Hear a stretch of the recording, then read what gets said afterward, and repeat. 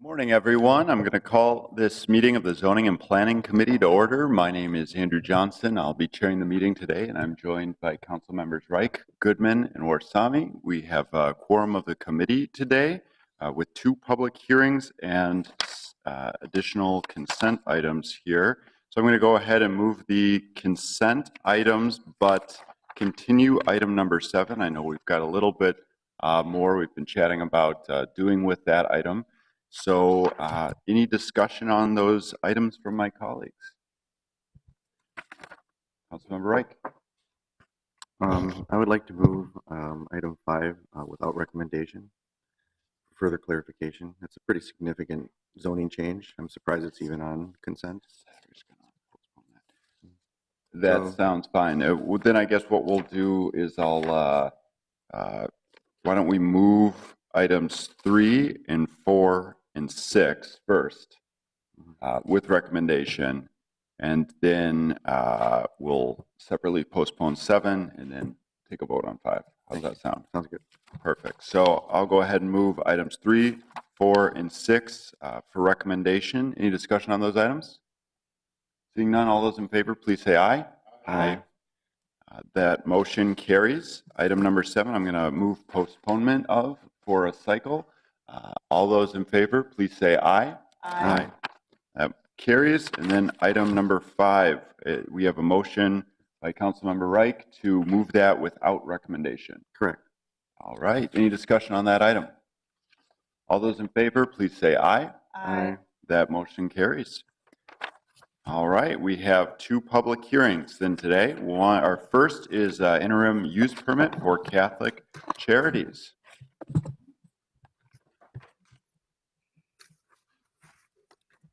Good morning, Councilmember Johnson, council members. This is an interim use permit by Catholic Charities for the Higher Ground Minneapolis location at 165 Glenwood Avenue. The site is currently occupied by a mixed-use development that includes a supportive housing development and then also an overnight shelter. That overnight shelter, or that development, I should say, was approved back in 2010 and has been operating ever since its construction completion. Overnight shelters are conditional use in the downtown shelter overlay district, and they can have up to 350 beds in that overlay district under the CUP. The applicant is seeking an interim use permit for an additional 15 beds that will be in operation from November 1st through May, and they are seeking this this interim use permit, for a total of 5 years, or to expire on October 30th of 2022.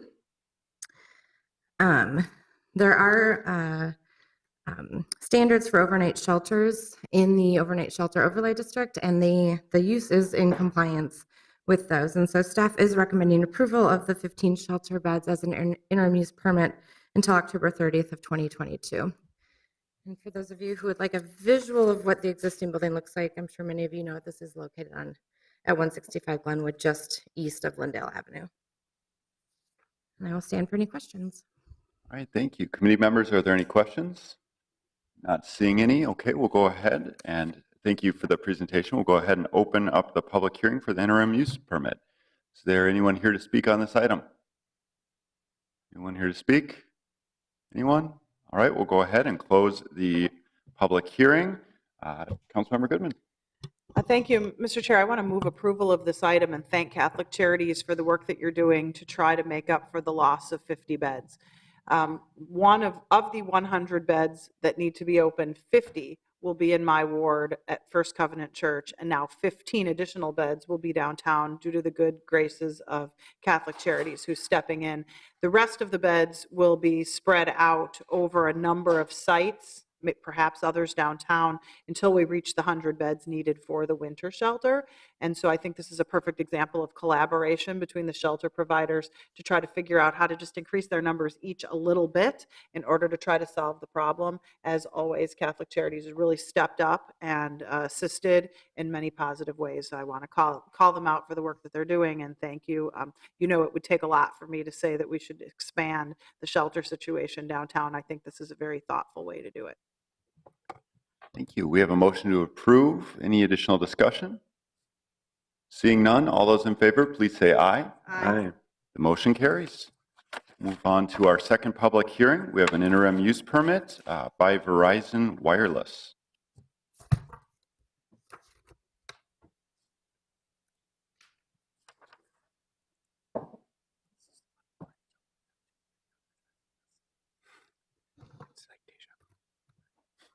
Good morning, committee members. Verizon Wireless is requesting an extension to an approved interim use permit for temporary telecommunications tower at 2407 University Avenue Southeast.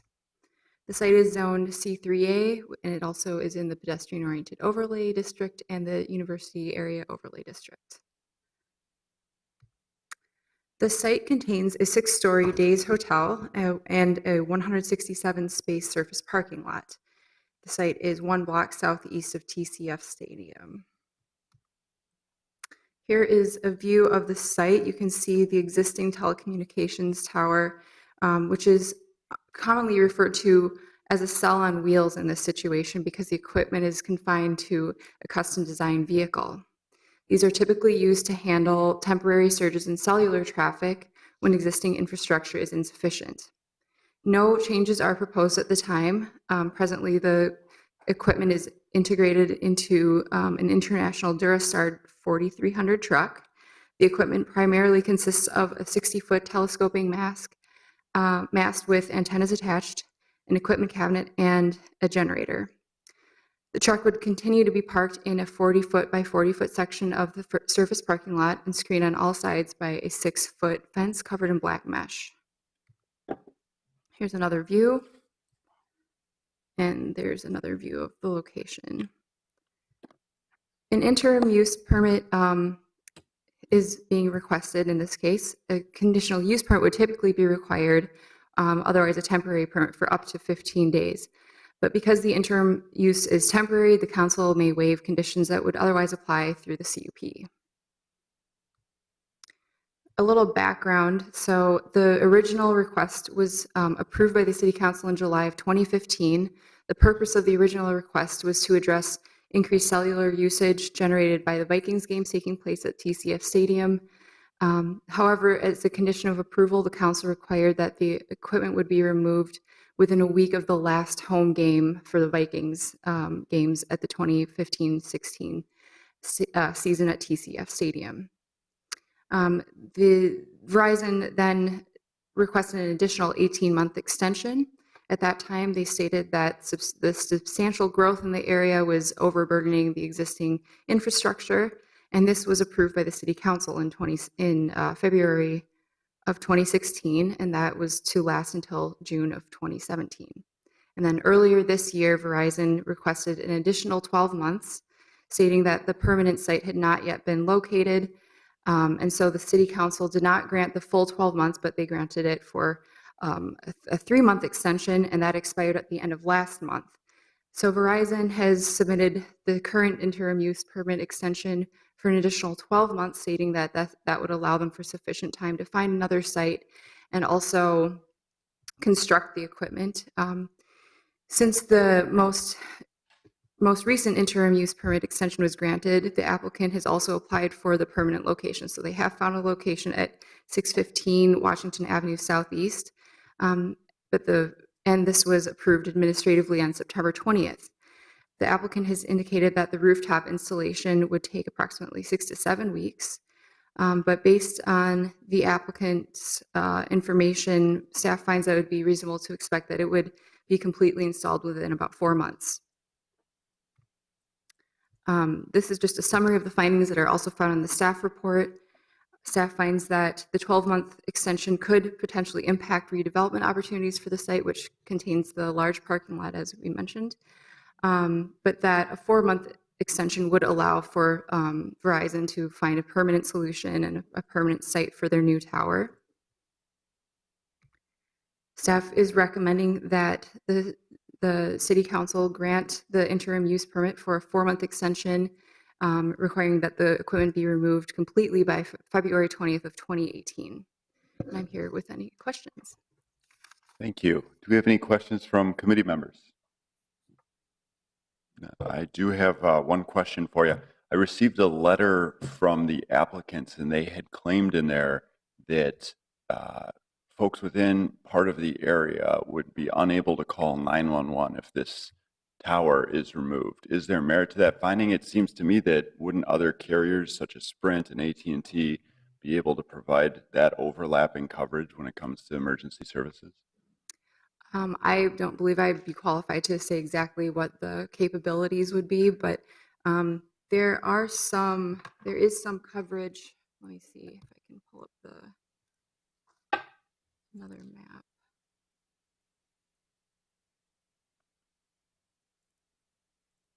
Oh, oops, that's not that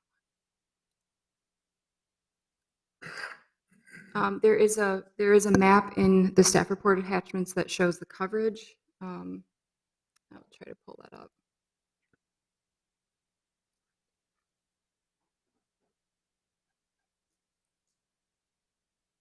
I apologize, I don't have that ready right here, but there is existing coverage in the area. I would not be able to state whether a 911 call could not possibly be placed in that area, but I imagine that there is other coverage. The temporary telecommunications tower is to kind of bridge that gap. That's my understanding. Gotcha. Okay, thank you. Yeah. Councilmember Goodman. Thank you, Mr. Chair.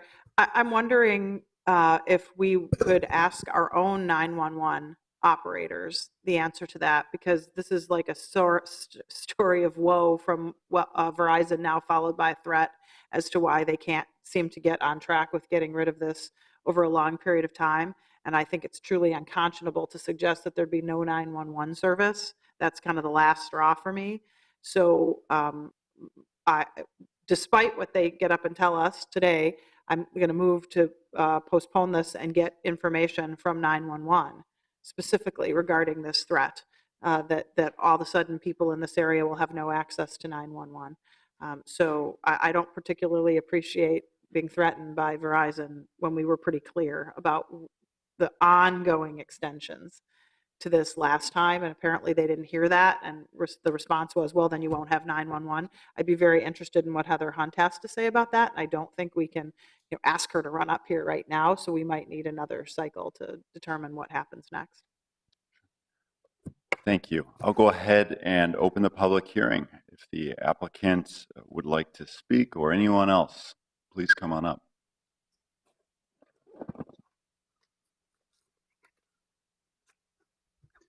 Good morning. My name is James Reese, named applicant on the request to extend the interim use permit. Thank you for having us this morning. I have a couple of my colleagues here who will start us out and hopefully speak to your question, Councilman Johnson. Hello, my name is Patrick Casey. I'm the RF Design and System Performance Manager who's responsible for this asset. So to speak to your concerns of 911, so 911 is a per carrier feature that we allow customers on our networks to be able to dial. So Verizon customers, excuse me, Verizon customers need Verizon coverage for a Verizon phone to be able to dial 911. An AT&T customer would need AT&T coverage to be able to dial 911 or any emergency services from their AT&T handset. So the graphic I have up on the screen within the red polygon defines the coverage of this temp asset. So that is the area where Verizon does not have different overlapping coverage. So this temp asset is basically the primary server for 3G and 4G voice services for the area defined within the polygon. And within that polygon is the area that would be impacted by no coverage, which means Verizon phones could not place voice calls, data calls, or emergency services calls. Do you have any questions related to that? Yeah, Mr. Chair. So you could notify your customers and they could switch to AT&T or Sprint. I certainly You could notify them that you don't have the ability to provide coverage because for 3 years you haven't been able to work out a plan to be able to get an asset to be able to hang it on. And then we could also notify everybody that you're unable to provide service and that they should switch service too, correct? I'll speak to what we've done so far. Yep. So thus far, we've been working with the university for a plan over the last 2 years to do a comprehensive outdoor plan. 9 months ago, the decision was made within the university to go a different route and have an indoor and outdoor comprehensive plan. So we have currently been in conversations over the last 2 years with the university to try and figure out how to get on the property to serve the customers in the area. We do have a letter of support from the university to keep the asset there. And right now, we're working through the due diligence. Both us and the university believe that we will have a plan in place within the next 12 months. Mr. Chair? Yes. Well, then how would a 4-month extension work? You're standing here basically saying, we don't even like the 4 months, we want a year. We asked for 12 months. Exactly. So Please continue. Is there any additional testimony? No. So I'd like to tell you a little bit more about how much traffic is used on this temp asset. So the following graphs show you from an LTE perspective. So we offer two technologies, 3G and 4G. 4G is our advanced data services where we also carry voice traffic. This is more about how customers use social media and texting and uploads and downloads from their mobile devices or laptops. On an average, we have over 800,000 connections from devices every day from this asset. Total volume, volume is how many megabits downlink and uplink, or how much volume, like a picture, how many thousands of pictures are downloaded to a mobile device. So on an average, we have over 250,000 megabytes of total usage each day. From a voice call perspective, so there's two charts here. One is a total voice call on LTE, which is our 4G network, and the bottom right chart is the total voice calls on our 3G network. Both of these services are the connection that the customer would make to make 911 calls. And as you can see, there's over 5,000 calls made a day on the LTE network, and over an average of 43,000 calls per day made on the 3G network. And within this time sample, 100 911 calls were made. So our recommendation or our request is that if we were to keep this asset there, we could continue to support this total data volume and total call volume, which equates to almost one emergency call per day, which would no longer be able to happen should the coverage be removed. So my question on that for you is, I have a technology background, and it seems to me, and I just recall from time after time, that, and I'm sure most consumers would think of this, roaming, right? Is there not roaming? So I'm a Verizon customer today. Right. You're telling me if I go anywhere where there is not explicitly Verizon tower coverage, I have zero service, zero ability to communicate or contact anybody because roaming is no longer in play. Correct. So roaming is geographically based, and roaming is something we put in place where we do not have coverage generally. Think of southern Minnesota, eastern Iowa, things like that. Because we have such a dense presence of Verizon service in Minneapolis, we don't have roaming partners within the Minneapolis city boundaries. So in this pocket is an exception to that rule where we don't have coverage. We've been pursuing permanent solutions and haven't been able to break through that. So it's an absolute coverage concern for us where should this asset go down, calls could not be placed. So you could implement roaming in this particular area because you would then have a gap. You could choose to implement roaming and work with a partner to do that. I don't think I'm provide qualified to speak to that. I'm not. coverage. That's not my department, unfortunately. All right, Councilmember Goodman. you raise an interesting point about the university being your partner. Why don't you tell the university that you need a temporary location on one of their buildings? That certainly would be a way that they, as your partner, could help you and get this hideous thing out of the parking lot. So why haven't you done that? I mean, we'll see what happens here. Yep. But that will be your next only choice. Yep. So we have worked with the university over the last 9 months with the third party that they have employed to work with us. That's where we are in lease negotiations and whatnot. So we haven't come to an agreement on the legal verbiage yet. So I it's guess. less expensive to have that thing looking the way it does in a parking lot than to pay the university to put it on one of their buildings. It doesn't equate to the dollars at this point. Well, I would think if the university felt that there was going to be no coverage and they're your partner and wrote a letter of support, then they have almost every asset in the area that they own. So I would think that they would allow you to put up something if it meant that their students would have no coverage. This is not the emergency that you make it out to be, correct? Because that is an option. At this moment, the university has not given us approval to move the asset onto their property. You might want to work towards that. Any additional testimony? I'm good. Okay. Anyone else that would like to speak on this issue? Anyone else? Additional discussion? We'll go ahead then and close the public hearing. Do we have any motions by committee members? Okay, I will go ahead then and move that we deny the interim use permit, and then I'll speak on that as well. So, you know, this is clearly an issue where it feels like Groundhog's Day, that this keeps coming back and back to us. And I think Councilmember Goodman makes a number of good points on the ability to work with the university to put this on a building or to come up with a more permanent solution.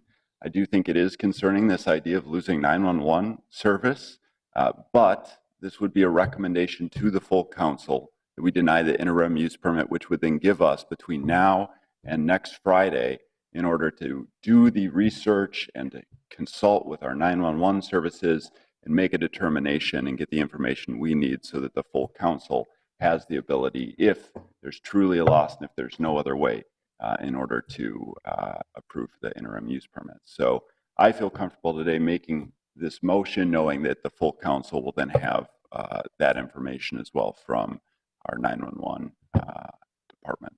So any additional discussion from my colleagues? Councilmember Reich. So will we just move without recommendation? If it's a matter of information, I mean, if we're going to deny it, let's just deny it.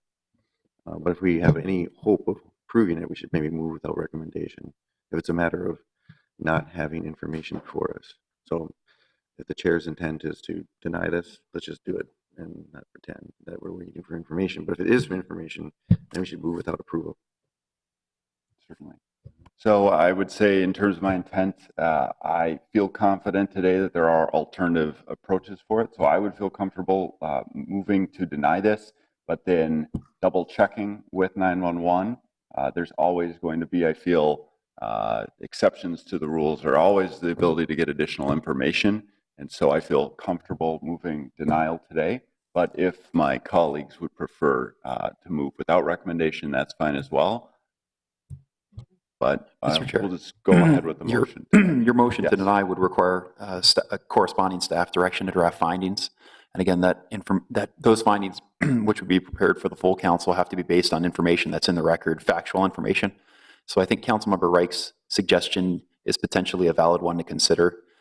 Because those findings have to be based on factual information, we would like to get that information first so that it could be incorporated in the findings. All right, I appreciate the advice on that. So I'll go ahead then and move move this without recommendation at this point to full council, and then we can get that information for next Friday. So any additional discussion on that motion? Seeing none, all those in favor, please say aye. Aye. The motion carries. With that, we have no further business, so we are adjourned. Thank you.